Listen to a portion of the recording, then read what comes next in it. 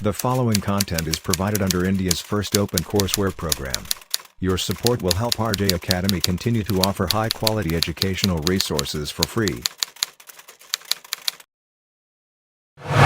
Electrochemistry के last lecture के अंदर हमने पढ़ा था कि there is a relation between some chemical reactions and electricity. आप कुछ केमिकल रिएक्शंस की हेल्प से इलेक्ट्रिसिटी को प्रोड्यूस कर सकते हो। कुछ ऐसे केमिकल रिएक्शंस होती हैं जिसके अंदर इलेक्ट्रॉन का इन्वॉल्वमेंट होता है, और अगर आप लोग उन इलेक्ट्रॉन्स को वायर के अंदर ला सकते हो तो आप लोग उससे इलेक्ट्रिसिटी को प्रोड्यूस कर सकते हो। या फिर आप लोग इलेक्ट्रिसिटी की हेल्प से कुछ ऐसी रिएक्शंस करवा सकते हो जो कि अपने आप से स्पॉन्टेनियस नहीं होती है नेचर के अंदर। That means there is a relationship between some chemical reactions and electricity. आज इस लेक्चर के अंदर मैं आपके साथ 3 ऐसे एक्सपेरिमेंट डिस्कस करूंगा जो कि काफी बेसिक एक्सपेरिमेंट्स हैं। अगर आपको इलेक्ट्रोकेमिस्ट्री को समझना है उसके बाद मैं डिस्कस करूंगा कि आखिर हमारा सिलेबस क्या है और किस तरीके से हम इस यूट्यूब चैनल के ऊपर इलेक्ट्रोकेमिस्ट्री को पढ़ने वाले हैं। तो स्टार्ट करते हैं इस क्लास को, लेकिन उससे पहले इंट्रो।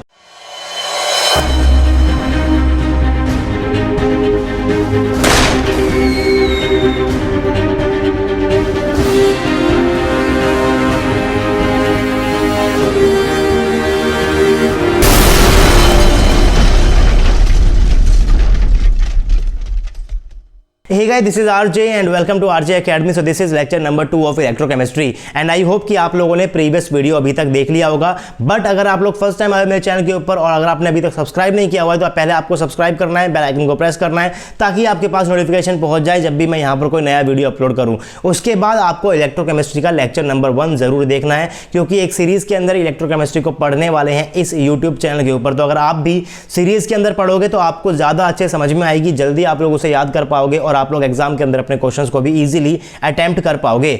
आज इस लेक्चर के हम लोग सीखने वाले हैं कुछ ऐसे 3 एक्सपेरिमेंट जो कि सबसे बेसिक एक्सपेरिमेंट्स थे इलेक्ट्रोकेमिस्ट्री के। साइंटिस्ट लोगों ने सबसे पहले इन्हीं एक्सपेरिमेंट्स को फॉलो किया था और यहीं से आपके पास इलेक्ट्रोकेमिस्ट्री की डेवलपमेंट होनी शुरू हुई थी। और ये तीनों एक्सपेरिमेंट्स आपको क्लास 11th क्लास 12th की एनसीईआरटी की बुक के अंदर देखने को मिल जाएंगे। तो अगर आपको इन एक्सपेरिमेंट्स को डिटेल में पढ़ना है तो आप लोग उन बुक्स को फॉलो कर सकते हो। तो सबसे पहले मैंने यहाँ पर लिखा हुआ है एक्सपेरिमेंट 1। आज इस क्लास के अंदर मैं आपके साथ डिस्कस करने वाला हूँ कि आखिर किस पैटर्न के अंदर, किस सीक्वेंस के अंदर हम आरजे एकेडमी के यूट्यूब चैनल के ऊपर इलेक्ट्रोकेमिस्ट्री को पढ़ने वाले हैं। वो सीक्वेंस समझना बहुत इंपॉर्टेंट है। अगर आपको वो सीक्वेंस याद रहेगा तो आपको एटलीस्ट ये पता होगा कि इलेक्ट्रोकेमिस्ट्री के अंदर आपको क्या क्या पढ़ना है और किस सीक्वेंस के अंदर पढ़ना है। एक अच्छा सीक्वेंस आपको उस चैप्टर को जल्दी याद करा सकता है।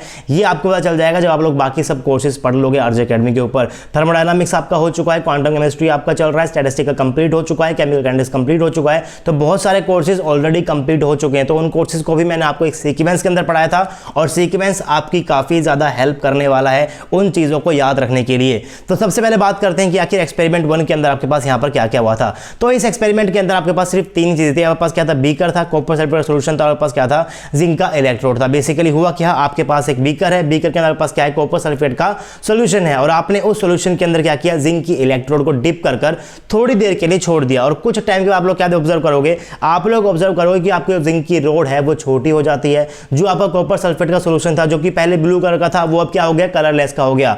देखिए, अगर आपके पास कोई कॉपर सल्फेट का सॉल्यूशन होता है तो उसके अंदर आपके पास क्या होने वाले हैं? कॉपर 2+ के आयंस होने वाले हैं और इन आयंस की वजह से आपके पास सॉल्यूशन कैसा कलर का होता है? ब्लू कलर का होता है। लेकिन जैसे ही आप लोगों ने कॉपर सल्फेट के सॉल्यूशन के अंदर जिंक के इलेक्ट्रोड को डिप करके थोड़े टाइम के लिए छोड़ा तो आपने क्या देखा कि इलेक्ट्रोड का साइज घटकर बहुत ही छोटा हो चुका है। कॉपर सल्फेट का सॉल्यूशन जो आपके पास पहले ब्लू कलर का था वो अब क्या हो चुका है? कलरलेस का हो चुका है। तो आपको यहां पर समझने की कोशिश करनी पड़ेगी आखिर यहां पर आपके पास क्या हुआ होगा। तो कुछ चीजें यहां पर हो सकती है, मैंने यहां पर लिखा हुआ है let's understand what's happening here.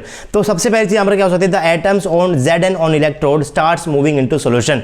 अब क्योंकि आपके पास इलेक्ट्रोड थी जिंक की, उसका साइज कम हुआ है तो ऑफ कोर्स उसके एटम्स निकलकर सॉल्यूशंस के अंदर तो जरूर गए होंगे। यानी कि आपके पास क्या हुआ होगा कि आपके पास जो जिंक का एटम है उसने क्या किया होगा? 2 इलेक्ट्रॉन को छोड़ दिया होगा इलेक्ट्रोड के ऊपर और उसके बाद क्या किया होगा? Zn2+ के अंदर क्या होगा? कन्वर्ट हो गया होगा। Electrons left on zinc electrode. यहां पर क्या आएगा? आपके पास इलेक्ट्रोड आएगा। जिंक एटम ने क्या किया? 2 इलेक्ट्रॉन को लूज किया, इलेक्ट्रॉन्स को इलेक्ट्रोड के ऊपर छोड़कर चला गया और आपके पास Zn2+ था वो कहां चला गया? पास सॉल्यूशन के अंदर चला गया है। अब सॉल्यूशन के अंदर क्या हुआ होगा? अब क्योंकि अगर आपके इलेक्ट्रोड के ऊपर आपके पास क्या होगा? यहां पर इलेक्ट्रॉन्स इकट्ठे हो गए हैं। एक एटम छोड़ेगा 2 इलेक्ट्रॉन, लेकिन जिंक के इलेक्ट्रोड के ऊपर आपके पास काफी ज्यादा जिंक के एटम्स होने वाले हैं। तो अगर हर एक एटम 2-2 इलेक्ट्रॉन छोड़कर जाएगा तो आपके पास यहां पर क्या हो जाएंगे? बहुत सारे इलेक्ट्रॉन्स हो जाएंगे। और क्योंकि आपके पास यहां पर बहुत सारे इलेक्ट्रॉन्स हो जाएंगे तो जो आपके पास सॉल्यूशन के अंदर कॉपर का 2+ आयन था। अब क्या पर क्या होने वाला है, पॉजिटिव के बीच में और नेगेटिव के बीच में क्या होगा, पास यहाँ पर अट्रैक्शन होगा, यानी कि कॉपर 2+ के पास आयंस होने वाले हैं वो इलेक्ट्रोड की तरफ मूव करने लग जाएंगे।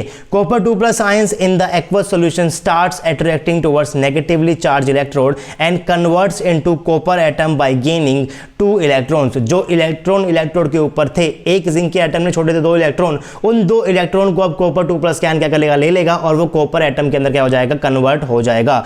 यानी कि कॉपर 2+ ने क्या किया, 2 इलेक्ट्रॉन को लिया और वो क्या हो गया, कॉपर के अंदर आपके पास यहाँ पर कन्वर्ट हो चुका है। तो बेसिकली आपको यहाँ पर 2 रिएक्शन देखने को मिली। पहली क्या, आपका जो जिंक एटम था वो Zn2+ में कन्वर्ट हुआ और उसने क्या कर दिया, 2 इलेक्ट्रॉन को छोड़ दिया इलेक्ट्रोड के ऊपर। उसके बाद कॉपर 2+ आयन ने क्या किया, इन 2 इलेक्ट्रॉन को गेन किया और कॉपर सॉलिड के अंदर क्या हो गया, वो कन्वर्ट हो गया है।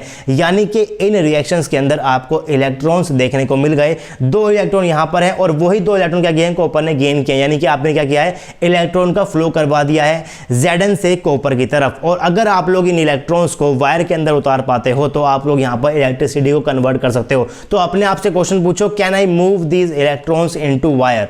तो अगर आपको इसको सॉल्यूशन चाहिए तो आप लोग क्या करोगे, इन इलेक्ट्रोड्स के साथ लोग क्या कर सकते हो, वायर को बीच में जोड़ सकते हो। तो अब आपने क्या किया, आपने यहां पर 2 बीक कर लिए, आपने 2 बीक कर लिए, 2 लिए इलेक्ट्रोड, 2 लिए इलेक्ट्रोड के सॉल्यूशन और वहां पे क्या कर दिया, उसको आपने वायर से जोड़ दिया। इसे मैं क्या बोलने वाला हूं, एक्सपेरिमेंट नंबर 2 बोलने वाला हूं। तो देखते हैं यहां पर आखिर क्या हुआ है। यहां पर कुछ नहीं हुआ है, पहले पास 1 बीकर था, अब आपने क्या किया है, 2 बीकर ले लिए। एक में आपने लिया है जिंक का इलेक्ट्रोड, एक में आपने क्या लिया है, कॉपर का इलेक्ट्रोड। और जिसमें आपके पास जिस बीकर में जिंक का इलेक्ट्रोड है वहां पर हमने क्या लिया है, ZnSO4 का सॉल्यूशन लिया है। और सेकंड आपने यहां पर क्या ले लिया है, कॉपर की इलेक्ट्रोड ले ली है। और कॉपर की इलेक्ट्रोड पास यहां पर है और यहां पर जो पास सॉल्यूशन है पास कैसा है, ये कॉपर का सल्फेट है। कॉपर सल्फेट एक इलेक्ट्रोलाइट होने वाला है और जिसका आपके पास इलेक्ट्रोड होती है उसी का इलेक्ट्रोड आपने यहां पर लिया हुआ है। अगर इलेक्ट्रोड आपके पास कॉपर की है तो आपने क्या लिया है, इलेक्ट्रोड भी कॉपर का ही लिया है। अगर इलेक्ट्रोड आपके पास जिंक की है तो आपने क्या लिया, यहां पर इलेक्ट्रोड भी जिंक का ही लिया है। अब आपने क्या किया, अब आपने इन दोनों इलेक्ट्रोड्स को क्या कर दिया, वायर से जोड़ दिया और बीच में आपने यहां पर क्या लगा दिया है, वोल्ट मीटर लगा दिया है। क्योंकि अगर इलेक्ट्रॉन का फ्लो होगा,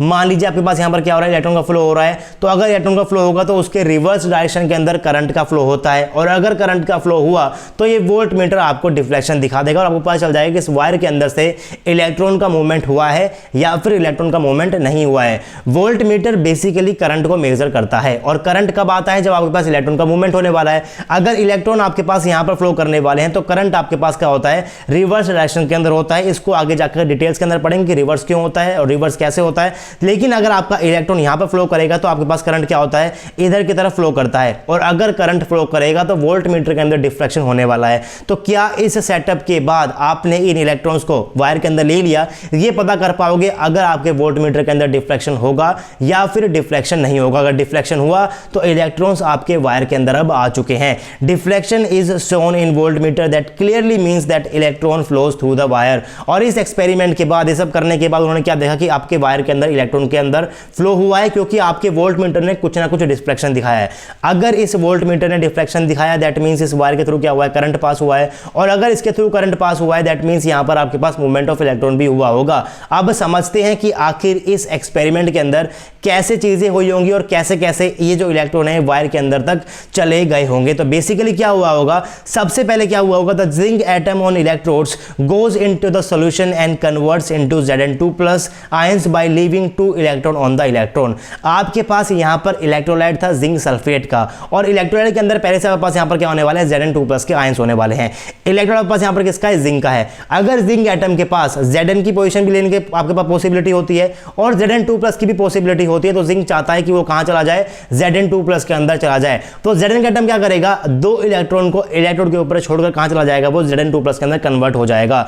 यानी कि बेसिकली जो आपके पास एटम्स होंगे इलेक्ट्रोड के ऊपर जिंक के, ये 2 इलेक्ट्रॉन को कर देंगे लूज और कहां चले जाएंगे, अपने सॉल्यूशन के अंदर चले जाएंगे। और क्योंकि अब आपके पास और भी ज्यादा एटम सॉल्यूशन में जाने लगेंगे तो आपके जो इलेक्ट्रोड है उसका साइज कम हो जाएगा क्योंकि काफी ज्यादा एटम्स जो है वो Zn2+ के अंदर यहां पर कन्वर्ट हो गए हैं। तो अगर मैं इस इलेक्ट्रोड के ऊपर से एटम को निकालता रहूंगा तो आपके पास इलेक्ट्रोड क्या हो जाएगी, थोड़ी सी पतली हो जाएगी। और क्योंकि आप लोग यहां पर क्या कर रहे हो, आपका जो जिंक एटम है वो सॉल्यूशन के अंदर तो जा रहा है लेकिन 2 इलेक्ट्रॉन को इलेक्ट्रोड के ऊपर छोड़कर जा रहा है। इसका मतलब आपकी इलेक्ट्रोड के ऊपर यहां पर क्या हो जाएंगे, काफी ज्यादा इलेक्ट्रॉन हो जाएंगे। क्योंकि ऐसा नहीं है कि सिर्फ एक ही Zn का एटम जाएगा, काफी ज्यादा एटम जाएंगे। तो एक एटम छोड़े 2 इलेक्ट्रॉन, तो बहुत सारे एटम्स बहुत ज्यादा इलेक्ट्रॉन छोड़कर चले जाएंगे और आपकी इलेक्ट्रोड हो जाएगी नेगेटिव चार्ज की यहां पर, और वो साइज में क्या हो जाएगी, आपके पास छोटी हो जाएगी। और जो आपके पास यहां पर Zn2+ की कंसंट्रेशन कंसंट्रेशन थी सॉल्यूशन के अंदर पास क्या हो जाएगी, ये इंक्रीज हो जाएगी। तो ये चीजें आप लोग समझ चुके हो, मैंने यहाँ पर लिखा भी हुआ है, size of Zn electrode decreases by time, Zn electrode carries negative charge due to excess electron. इसके ऊपर बहुत ज्यादा इलेक्ट्रॉन हो जाते हैं, इसके ऊपर आपके पास क्या आ जाएगा, नेगेटिव चार्ज आ जाएगा। अब यहाँ पर आगे क्या होने वाला है, इसके ऊपर नेगेटिव चार्ज तो यहाँ पर आ गया है, तो मैंने यहाँ पर क्या किया है, जोड़ी हुई है, मैंने यहाँ पर वायर लगाई हुई है, और वायर मैंने यहाँ पर क्या लगाया, आपके पास यहाँ पर कॉपर की इलेक्ट्रोड लगाई हुई है। अब क्योंकि स्टार्टिंग के अंदर इलेक्ट्रॉन सिर्फ और सिर्फ जिंक की इलेक्ट्रोड के ऊपर ही थे, तो क्या होगा, अब क्योंकि यहाँ पर इलेक्ट्रॉन, यहाँ पर भी इलेक्ट्रॉन है, यहाँ भी क्या इलेक्ट्रॉन है, तो इलेक्ट्रॉन इलेक्ट्रॉन बीच में क्या होने वाला है, रिपल्शन होने वाला है। तो ये इलेक्ट्रॉन क्या करेगा, इस ऊपर वाले इलेक्ट्रॉन क्या करेगा, धक्का मारेगा, और वो क्या चला जाएगा, वायर के अंदर पास इलेक्ट्रॉन चला जाएगा, और वायर के थ्रू वो मूव कर कहां चला जाएगा, पास इस वाले इलेक्ट्रोड के ऊपर, यानी कि कॉपर वाले इलेक्ट्रोड के ऊपर चला जाएगा। स्टार्टिंग के अंदर Zn की इलेक्ट्रोड काफी ज्यादा नेगेटिव चार्ज की हो गई थी, उसके पास बहुत सारे इलेक्ट्रॉन्स थे उसके ऊपर। अब इलेक्ट्रॉन और इलेक्ट्रॉन के बीच में क्या होता है, रिपल्शन होता है, तो नीचे वाला इलेक्ट्रॉन ऊपर वाला इलेक्ट्रॉन क्या करेगा, धक्का मारेगा, और ये निकल के कहां चला जाएगा, वायर में चला जाएगा। वायर से वो ट्रांसफर कहां चला जाता है, कॉपर के इलेक्ट्रोड के ऊपर चला जाता है। तो यानी कि आपने क्या किया, इलेक्ट्रॉन को यहां से कहां पर भेज दिया है, कॉपर की इलेक्ट्रोड के ऊपर आपने यहां पर इलेक्ट्रॉन को भेज दिया है। अब इस बीकर के अंदर पहले से आपके पास यहां पर क्या है, कॉपर के 2+ के आयंस हैं। अब यहां पर क्या है, पॉजिटिव आयन, यहां पर आपके पास क्या है, नेगेटिव इलेक्ट्रॉन्स, तो इनके बीच में आपके पास क्या होता है, अट्रैक्शन होता है, यानी कि कॉपर के 2+ के आयंस अब जो इलेक्ट्रॉन यहां पर आए हैं इनको गेन करेगा, और कॉपर के सॉलिड के अंदर क्या हो जाएगा, कन्वर्ट हो जाएगा। यानी कि आपके पास यहां पर कॉपर 2+ है, ये 2 इलेक्ट्रॉन गेन करके क्या हो जाएगा, आपके पास यहां पर कॉपर के अंदर कन्वर्ट हो जाएगा, और जो आपके पास कॉपर के एटम है क्या हो जाएंगे, इलेक्ट्रोड के ऊपर यहां पर ऐसे करके जमा होते रहेंगे। और आप लोग बोल सकते हो कि आपकी जो इलेक्ट्रोड है कॉपर वाली, ये आपके पास क्या हो जाएगी, मोटी होती चली जाएगी। Zn की पतली हो गई थी, लेकिन कॉपर क्या हो जाएगी, मोटी हो जाएगी, और जो इलेक्ट्रॉन यहां पर आए हैं ये आपके पास क्या हो जाएंगे, कॉपर के 2+ आयन इनको लेते रहेंगे। लेकिन जब ऐसा प्रोसेस होने वाला होगा, तो उस टाइम के ऊपर कॉपर के जो 2+ के आयंस हैं उनकी कंसंट्रेशन डिक्रीज होती जाएगी, एंड जो आपके पास यहां पर सॉल्यूशन था कॉपर सल्फेट का, तो यहां पर पास क्या होने वाले हैं, कॉपर के 2+ के आयन भी होंगे, और आपके पास और सल्फेट के 2 नेगेटिव के आयंस भी होंगे। तो कॉपर के 2+ के आयंस तो कॉपर के अंदर कन्वर्ट हो रहे हैं, तो आपके पास कॉपर 2+ के आयंस तो क्या हो जाएगी, कंसंट्रेशन हो जाएगी, डिक्रीज हो जाएगी, और आपके पास इन कंपैरेटिवली जो आपकी सल्फेट की आयंस है इसके पास यहां पर क्या हो जाएंगे, इंक्रीज होते जाएंगे। पहले क्या था, एक कॉपर 2+ के लिए आपके पास एक सल्फेट का 2 नेगेटिव था, लेकिन ये कॉपर 2+ आगे चला गया, किसके अंदर, कॉपर के अंदर चला गया, तो कंपैरेटिवली सल्फेट के अब आपके पास जो आयंस है ये ज्यादा हो जाएंगे इन कंपैरिजन टू आपके पास कॉपर के 2+ के। इस बात को हम लोग आगे जाकर यूज करेंगे, लेकिन यहां पर क्या हुआ है, due to electron repulsion electrons are forced to move towards copper electrode through wire and thus voltmeter shows deflection. और जिस टाइम पे यहां पर ये इलेक्ट्रॉन का फ्लो हो रहा होगा, उस टाइम के ऊपर यहां पर क्या हो जाएगा, आपके वोल्टमीटर क्या दिखा देगा, आपको डिफ्लेक्शन दिखा देगा, क्योंकि अगर आपका इलेक्ट्रॉन का फ्लो हुआ है तो वहां पर क्या हुआ है, करंट भी आया, और करंट के आते ही आपके वोल्टमीटर के अंदर क्या आ गया भाई, डिफ्लेक्शन आ गया है।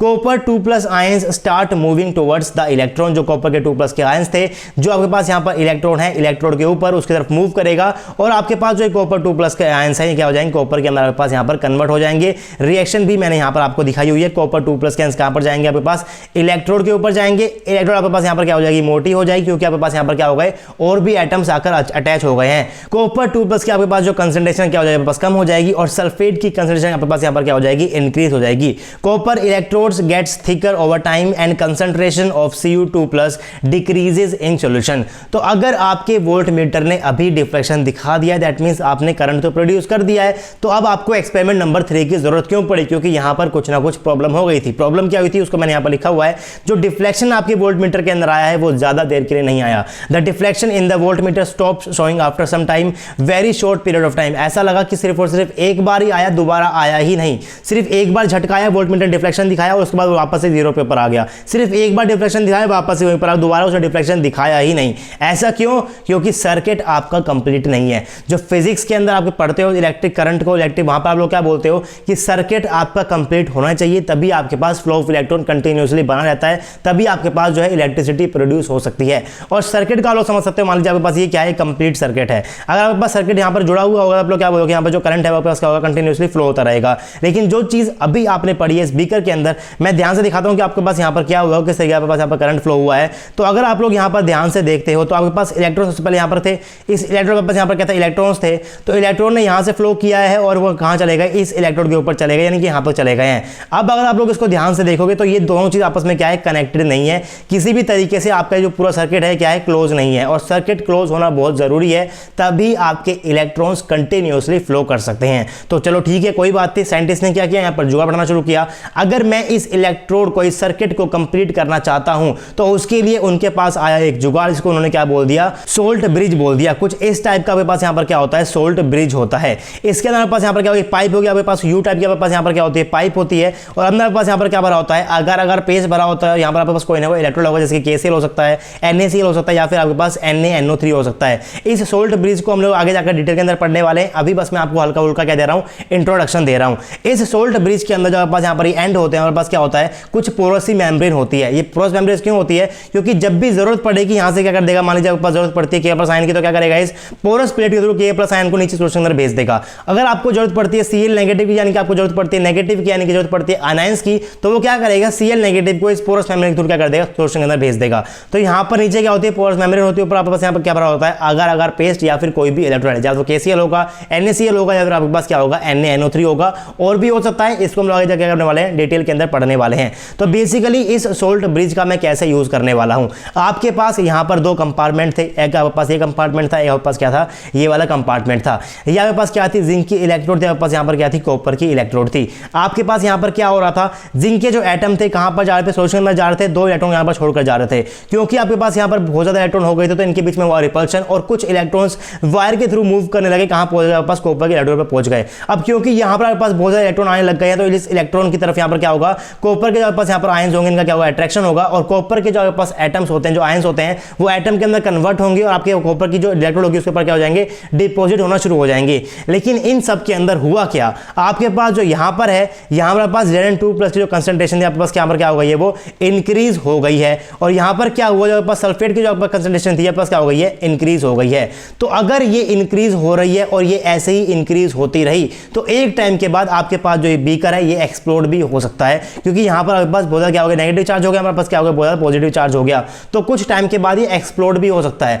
तो उस एक्सप्लोजन को भी हमें रोकना है, और इस इलेक्ट्रॉन के फ्लो को भी हमें क्या करना है, कंटिन्यूस करना है। तो आप यहाँ पर क्या किया, इस सोल्ट ब्रिज को आपने यहाँ पर जोड़ दिया है दोनों बीकर के अंदर, और इस तरीके से आपने यहाँ पर जोड़ दिया। अब यहाँ पर Zn2+ की कंसंट्रेशन बहुत ज्यादा इंक्रीज हो गई है। तो अगर आपको इसको न्यूट्रल फिर से करना है, तो आपको यहाँ पर एनायंस को इंट्रोड्यूस कराना पड़ेगा। तो सोल्ट ब्रिज के पास यहाँ पर आपके पास क्या थी, पोरस मेम्ब्रेन थी। तो इस पोरस मेम्ब्रेन के थ्रू उसने क्या किया, Cl नेगेटिव को धक्का दे दिया, एक एटम को धक्का देगा, कहां चला जाएगा, वो अंदर सोल्यूशन के अंदर आ जाएगा, और ये ZnCl नेगेटिव इस Zn2+ मिलकर क्या बना देगा, ZnCl2 बना देगा, एक न्यूट्रल कंपाउंड बना देगा। इसकी वजह से आपका जो बीकर है वो एक्सप्लोड नहीं करेगा, आयंस की जो कंसंट्रेशन है वो पास क्या हो जाएगी, मेंटेन हो जाएगी, और उस तरीके से पास यहाँ पर क्या होने वाला है, सर्किट भी कंप्लीट होने वाला है। क्योंकि ये फ्लो आपके पास पहले से ही था, अब आपके पास ये भी फ्लो आ गया है, यानी कि आपके पास एक तरीके से सर्किट पूरा क्या हो चुका है, कंप्लीट हो चुका है। और अगर आपका ये सर्किट कंप्लीट हो गया, दैट मींस आपका जो इलेक्ट्रॉन है वो अब क्या हो सकता है, कंटिन्यूअसली मूव कर सकता है, और आपके जो वोल्टमीटर है इसके अंदर कुछ टाइम तक आपको डिफ्लेक्शन देखने को मिल सकता है। कुछ टाइम तक ही क्यों, क्योंकि एक टाइम तो ऐसा आने ही वाला है जब आपके पास जो इलेक्ट्रोड है क्या हो जाएगी, खत्म हो जाएगी। क्योंकि आपके पास जो Zn की इलेक्ट्रोड है क्या होगी, धीरे धीरे कम होती रहेगी, कम होती रहेगी, कम होती रहेगी। तो एक टाइम ऐसा आएगा कि खत्म हो जाएगी। जब खत्म हो जाएगी तो आपके पास यहाँ पर कोई इलेक्ट्रॉन रहने वाले हैं नहीं, और आपका पूरा सर्किट क्या हो जाने वाला है, खत्म हो जाने वाला है। तो इसीलिए हर एक सर्किट की एक एक्सपायरी डेट होती है। ऐसा नहीं है कि आप उस सर्किट को लाइफ टाइम के लिए चला सकते हो। कुछ ऐसा हो सकता है कि ये सर्किट चलेगा लंबे टाइम तक, ये चलेगा कम टाइम तक, लेकिन हर एक सर्किट की कोई ना कोई एक्सपायरी डेट जरूर होने वाली है। ये सेल भी खत्म हो जाएगा एक टाइम के बाद, जब आपके पास ये वाला जो इलेक्ट्रोड है पूरी तरीके से क्या हो जाएगा, वो पूरा की पूरा खत्म हो जाएगा। एक इलेक्ट्रोड मोटा हो रहा है, एक इलेक्ट्रोड छोटा हो रहा है, तो जो छोटा हो रहा है वो एक टाइम के बाद खत्म हो जाएगा। जैसे ही खत्म होगा, इलेक्ट्रॉन का फ्लो रुक जाएगा, सब कुछ वहां पर क्या हो जाएगा, बंद हो जाएगा। लेकिन एक चीज का आपको यहां पर ध्यान रखना है, जो आपके पास यहां पर इलेक्ट्रॉन्स थे, इलेक्ट्रॉन स्टार्टिंग में कहां पर थे, इस इलेक्ट्रोड के ऊपर थे। उसके बाद क्या हुआ, इस वायर के थ्रू वो कहां चले गए, इस इलेक्ट्रोड के ऊपर चले गए। इलेक्ट्रॉन कभी भी आपके पास सॉल्यूशन के अंदर नहीं गए हैं। इलेक्ट्रॉन हमेशा या तो वायर के पास रहे हैं या फिर इलेक्ट्रोड के ऊपर रहे हैं। इलेक्ट्रॉन कभी भी सॉल्यूशन के अंदर मूव नहीं कर सकते।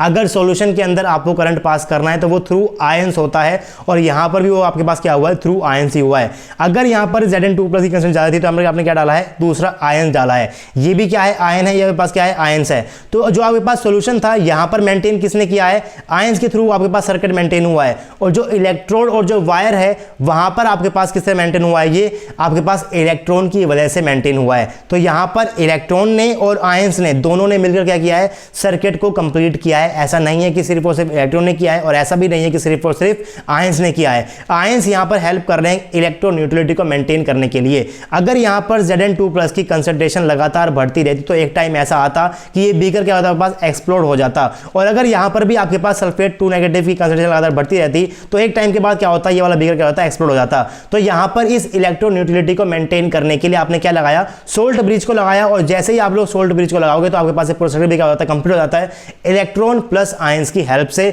और क्योंकि आपका सर्किट कंप्लीट हो चुका है, दैट मींस अब आपका जो इलेक्ट्रॉन है ये मूव यहां पर कर पाएगा काफी टाइम तक, यानी कि वोल्ट मीटर जो डिफ्लेक्शन शो करेगा वो कुछ टाइम तक डिफ्लेक्शन शो करेगा, यानी कि कुछ टाइम तक आप लोग करंट को प्रोड्यूस कर पाए हो। तो ये बेसिक एक्सपेरिमेंट्स थे किस तरीके से आप करंट को प्रोड्यूस कर सकते हो इलेक्ट्रोड का यूज कर, इलेक्ट्रोलाइट का यूज कर और सोल्ट ब्रिज का यूज कर। ये बेसिक्स आपके पास यहां पर सेल है। अगर आपके पास ये इलेक्ट्रॉन होती है जिंक की, या आपके पास किसकी होती है, कॉपर की होती है, ये मान लो जिंक की है, किसकी आपके पास कॉपर की है, यहां हमारे पास क्या होता है, कॉपर का सल्फेट होता है, इसको आप लोग क्या बोलते हो, जिंक का सल्फेट बोलते हो। तो इस टाइप के सेल को आप लोग क्या बोलते हो, डैनियल सेल बोलते हो।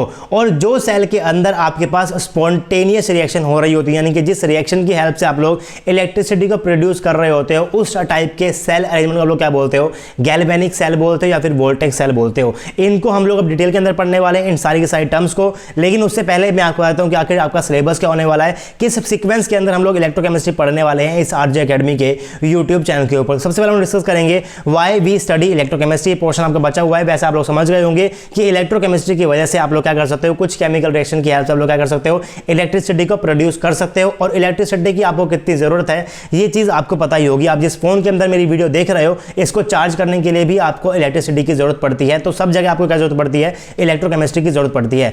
उसमें हम लोग पढ़ने वाले हैं basic introduction of electrochemical cell. Function देखेंगे, सोल्ट ब्रिज का फंक्शन क्या होता है, किस तरीके से हम लोग सेल को रिप्रेजेंट करते हैं, किस तरीके से कंस्ट्रक्ट करते हैं। उसके बाद देखेंगे एप्लीकेशन ऑफ इलेक्ट्रोकेमिकल सीरीज। बहुत इंपॉर्टेंट है इलेक्ट्रोकेमिकल सीरीज। जो मैं आपसे कह रहा था कि जो आपके पास Zn2+ के आयन है, जो आपके पास Zn का एटम है, अगर इसके पास अपॉर्चुनिटी होती है Zn2+ के अंदर कन्वर्ट करने की, तो ये कन्वर्ट करेगा। ये आपको कौन बताएगा, इलेक्ट्रोकेमिकल सीरीज आपको बताने वाली है। तो इसको हम लोग याद करेंगे, उसकी एप्लीकेशन में हम लोग देखने वाले हैं। उसमें हम लोग क्या पढ़ने वाले हैं, इलेक्ट्रोकेमिकल पोटेंशियल की इक्वेशन भी देखेंगे। ये पूरा पार्ट बहुत कंसेप्चुअल है, इसको आपने समझ लिया तो आपके पास पूरी की पूरी इलेक्ट्रोकेमिस्ट्री आप लोग आराम से उसको समझ पाओगे।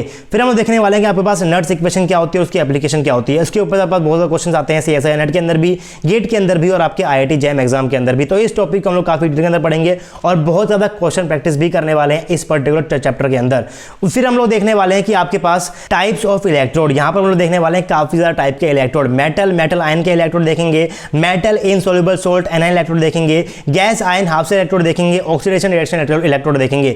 ये चीजें आपको लग रही होंगी बहुत कंफ्यूजिंग, लेकिन जब हम लोग इनको पढ़ने लगेंगे तो आपको ये सब चीजें क्या लगेंगी, बहुत ज्यादा आसान लगेंगी। अभी बस मैं आपको ये बता रहा हूं कि आप लोग क्या क्या पढ़ने वाले हो। जब हम लोग बात करने वाले हैं मेटल और आपके मेटल आयन इलेक्ट्रोड की वजह से, जो हमने अभी जो पढ़ा है, जैसे कि जिंक और Zn2+ का जो आपने अभी पढ़ा है, इस तरीके से हम लोग क्या करते हैं, अपने सेल को रिप्रेजेंट करते हैं। इसको करना सीख जाएंगे नेक्स्ट लेक्चर के अंदर। लेकिन इस टाइप के सेल को आप लोग क्या बोलते हो, मेटल आयन इलेक्ट्रोड बोलते हो। आपके पास हो सकता है metal insoluble salt anion electrode, आप लोग क्या बोलते हो। एग्जांपल यहां पर क्या लिखा हुआ है मैंने, कैलोमर इलेक्ट्रोड लिखा हुआ है। इन सब चीजों को डिटेल में पढ़ेंगे तब आपको ये सारी चीजें आराम से समझ में आ जाएगी। फिर हम लोग देखने वाले हैं एप्लीकेशन ऑफ EMF। ये आपके पास बहुत इंपॉर्टेंट टॉपिक है, क्योंकि आपके पास क्वेश्चन यहीं से आने वाले हैं CSIR नेट के अंदर और गेट एग्जाम के अंदर। क्योंकि इस टॉपिक के अंदर आप लोग क्या करने वाले हो, बहुत ज्यादा चीजों का डिटर्मिनेशन करने वाले हो। जैसे कि आप लोग कैलकुलेट करने वाले हो डेल्टा H कैसे निकालते हो, डेल्टा G कैसे निकालते हो, डेल्टा S कैसे निकालते हो और CP कैसे निकालते हो। ये सब का हम लोग कहां देखने वाले हैं, EMF के साथ, यानी कि E0 सेल के साथ। आपको E0 सेल की हेल्प से आप लोग इन सब चीजों को कैसे निकाल सकते हो, वो सब हम लोग कहां पढ़ने वाले हैं, इस टॉपिक के अंदर पढ़ने वाले हैं। उसके हम लोग करने वाले डिटर्मिनेशन ऑफ इक्विलिब्रियम कांस्टेंट। ये बहुत इंपॉर्टेंट, यहाँ पर बहुत क्वेश्चन आते हैं। स्टेबिलिटी कांस्टेंट भी कैलकुलेट करेंगे, pH भी कैलकुलेट करेंगे, सोल्युबिलिटी भी कैलकुलेट करेंगे और सोल्युबिलिटी प्रोडक्ट भी कैलकुलेट करेंगे। डिसोसिएशन कांस्टेंट भी कैलकुलेट करेंगे एसिड का, और आयनिक प्रोडक्ट और वाटर भी हम लोग यहाँ पर क्या करने वाले हैं, कैलकुलेट करने वाले हैं। ये सीक्वेंस बहुत इंपॉर्टेंट है। अगर आपको सीक्वेंस याद रहेगा तो आपको इलेक्ट्रोकेमिस्ट्री पढ़ने में ज्यादा प्रॉब्लम नहीं आने वाली है। फिर हम लोग देखेंगे कि आप लोग किस तरीके से एक्टिविटी को निकालते हो और एक्टिविटी कोएफिशिएंट को भी निकालते हो। और लास्ट टॉपिक हमारा होने वाला है कंसंट्रेशन सेल विद LGP और विदाउट LGP। ये सब चीजें क्या होती है, इस लेक्चर सीरीज को अगर आप लोग पूरा देखोगे तो आपको ये पूरा सिलेबस बहुत आराम से समझ में आने वाला है। और सिलेबस को पढ़ाते पढ़ाते मैं आपको जितने भी प्रीवियस ईयर के क्वेश्चंस थे, जो पर्टिकुलर टॉपिक से आए थे, उनको पढ़ाते वक्त मैं आपको उस टॉपिक के साथ ही उन क्वेश्चंस को लेकर चलूंगा, जैसे कि मैं बाकी सभी कोर्सेज के अंदर लेकर चलने वाला हूं। तो आई होप कि आपको समझ में आएगा कि वो बेसिक एक्सपेरिमेंट्स थे, वो एक्सपेरिमेंट्स आपसे क्या कह रहे थे और कैसे आप लोग इलेक्ट्रॉन्स को फ्लो कर सकते हो continuously with the help of A complete circuit, जो कि बनता है आपके पास इलेक्ट्रॉन्स और आयंस की हेल्प से। इस चीज को कंटिन्यू करेंगे हम लोग नेक्स्ट लेक्चर के अंदर। आई होप कि आपको समझ में आया होगा कि किस सीक्वेंस के अंदर हम लोग इलेक्ट्रोकेमिस्ट्री को पढ़ने वाले हैं और क्या हम लोगों ने इस लेक्चर के अंदर पढ़ा है। तो अगर आपको लेक्चर पसंद आया, आपने यहां से कुछ ना कुछ नया सीखा है, तो प्लीज वीडियो को लाइक कर देना, कोई ना कोई कमेंट आपको जरूर छोड़ना है और अपने दोस्तों के साथ वीडियोस को जरूर शेयर करना है। अगर आप मेरे चैनल के ऊपर फर्स्ट टाइम आए हो, अभी तक आपने सब्सक्राइब नहीं किया तो चैनल को सब्सक्राइब करना बहुत जरूरी है, और सब्सक्राइब करते हुए बेल आइकन भी आपको प्रेस करना है। आपको मेरा काम अच्छा लगता है तो आप आरजे एकेडमी की फाइनेंशियली हेल्प हेल्प भी कर सकते हो, आप लोग हमें गूगल पे कर सकते हो, फोन पे कर सकते हो या फिर पेटीएम कर सकते हो। Any support is highly appreciable guys, ताकि आपके सपोर्ट की हेल्प से हम लोग आपके लिए नए नए कोर्सेज लाते रहें एकदम फ्री। आपसे मिलेंगे नेक्स्ट टाइम, तब तक के लिए पढ़ते रहिए, पढ़ाते रहिए, खुश रहिए। Thank you very much.